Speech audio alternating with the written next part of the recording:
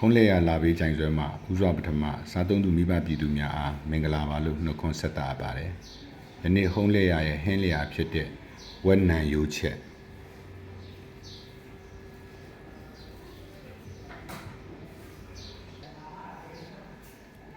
အစိမ်းကျော်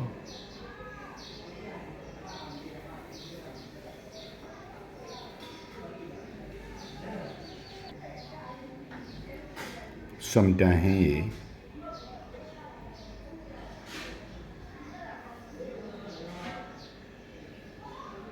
ဟုံးလေရလာပေးကြိုင်ဆွဲအားဆက်သွယ်မှယူလိုပါက